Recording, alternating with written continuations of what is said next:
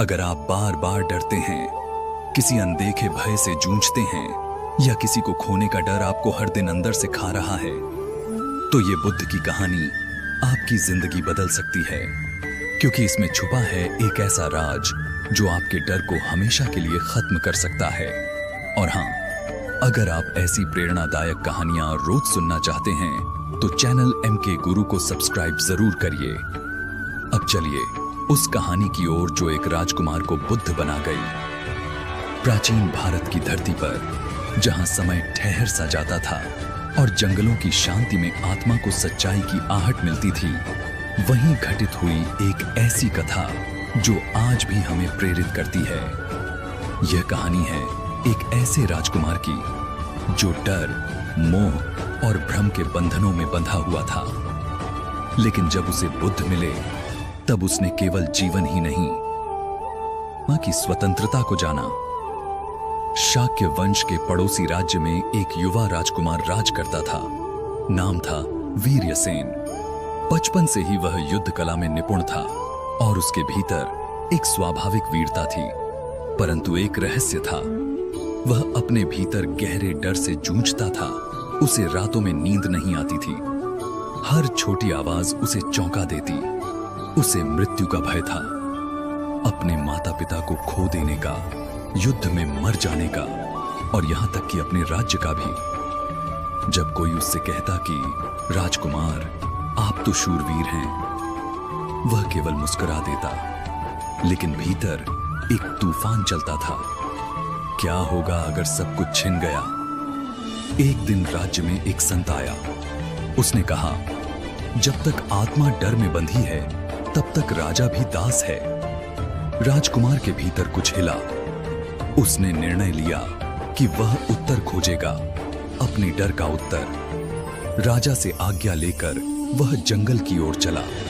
कई संतों से मिला, कई साधनाएं की, परंतु उत्तर नहीं मिला। डर बना रहा, कभी कम, कभी अधिक। आखिरकार महीनों भटकने के बाद वह बोधगया पहुंचा, जहां एक विशाल वृक्ष के नीचे एक शांति से भरा हुआ चेहरा ध्यान में बैठा था। वह थे गौतम बुद्ध। राजकुमार उनके पास गया और प्रणाम किया। बुद्ध ने शांत स्वर में कहा, राजकुमार, किस उत्तर की खोज में आए हो? राजकुमार बोला, भगवान, मैं डर से पीछा छुड़ाना चाहता हूं, यह मुझे खा रहा है। बुद्ध ने मुस्कुराकर पूछा, क्या तुमने कभी डर को देखा है? राजकुमार चकित होकर बोला, नहीं, डर को कैसे देखा जा सकता है? बुद्ध बोले, तभी तो वह तुम्हारे पीछे छाया बनकर चलता है। जिसे देख लिया जाए वह डर नहीं रहता, वह अनुभव बन जाता है। बुद्ध ने राजकुमार को निर्देश दिया, कल प्रातः तुम अकेले इस जंगल के सबसे गहरे हिस्से में जाओ, वहां जहां बाघ रहता है, और जब भय आए तो भागना मत, केवल देखना। अगली सुबह कांपते पैरों से राजकुमार जंगल में गया। वह स्थान मिला, हर पत्ता खड़खड़ाया तो उसका दिल उछल गया, पर उसने बुद्ध की बात मानी, भागा नहीं। अचानक सामने एक साया हिला, वह बाघ था। राजकुमार ने आंखें बंद की, सांस गहरी ली और मन ही मन बोला, मैं देख रहा हूं तुझे, डर, अब तू छिपा नहीं है। पर बाघ ने उसे देखा और चला गया। राजकुमार वहीं बैठ गया।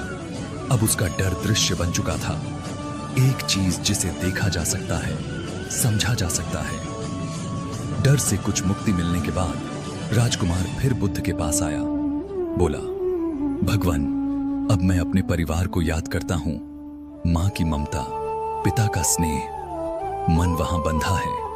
बुद्ध बोले, मोह उस रस्सी की तरह है जो रेशमी होती है, पर पकड़ लो तो गुलाम बना लेती है। राजकुमार बोला, क्या अपने परिवार से प्रेम करना गलत है? बुद्ध बोले, प्रेम करो पर बंधो मत। जैसे कमल पानी में होता है पर उससे गीला नहीं होता, वैसे ही रहो। अब राजकुमार ध्यान में बैठने लगा। वह अपने भीतर उतरने लगा। हर दिन वह स्वयं से प्रश्न करता, मैं कौन हूं? यह शरीर, यह मन या कुछ और? धीरे धीरे उसने देखा कि विचार आते हैं और चले जाते हैं, भावनाएं आती हैं और मिट जाती हैं, पर एक दृष्टा है जो सब कुछ देखता है, वह स्वयं। एक रात ध्यान में बैठा वह राजकुमार एक क्षण में शून्य को देखता है। न विचार, न स्मृति, न डर, केवल शुद्ध अस्तित्व। वह क्षण था जब उसकी आंखों से आंसू बह निकले। अब मैं जान गया, मैं डर नहीं हूं, मैं मोह नहीं हूं, मैं केवल साक्षी हूं। कुछ महीनों बाद बुद्ध ने कहा, राजकुमार, अब तुम लौट सकते हो। अब तुम अपने राज्य को केवल सत्ता नहीं, दृष्टि से चला सकते हो। राजकुमार लौटा। लोग उसे पहचान नहीं सके। उसका चेहरा तेज से दमक रहा था। पहले जो भयभीत राजकुमार था, अब वह एक शांत, स्थिर और करुणामय राजा बन गया था। उसने राज्य में अनेक ध्यान केंद्र, अन्न क्षेत्र और शिक्षा स्थल खोले, बुद्ध के संदेशों का प्रचार किया, और सबसे बड़ा परिवर्तन यह हुआ, अब वह किसी से लड़ता नहीं था, वह उन्हें समझता था। एक दिन पड़ोसी राजा ने युद्ध की घोषणा कर दी। मंत्री आए और बोले, महाराज, शस्त्र उठाइए। राजा वीर्यसेन मुस्कुराए, हम शस्त्र से नहीं, शांति से जीतेंगे। उन्होंने दूत भेजे, प्रेम, क्षमा और करुणा का संदेश लेकर। पड़ोसी राजा का दिल पिघल गया, युद्ध टल गया। लोगों ने कहा, यह तो चमत्कार है। पर बुद्ध जानते थे, जब कोई स्वयं को जान लेता है, तब उसका अस्तित्व ही चमत्कार बन जाता है। यह कहानी केवल वीर्यसेन की नहीं है, यह हर उस इंसान की कहानी है जो डरता है, जो मोह में फंसा है और जो स्वयं को पहचानना चाहता है।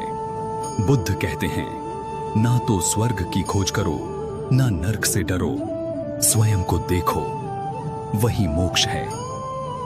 इस कहानी से शिक्षा डर को भागकर नहीं, देखकर जीत सकते हैं। मोह में बंधना प्रेम नहीं है, प्रेम स्वतंत्र होता है। स्वयं को जानना ही आत्मा की असली मुक्ति है।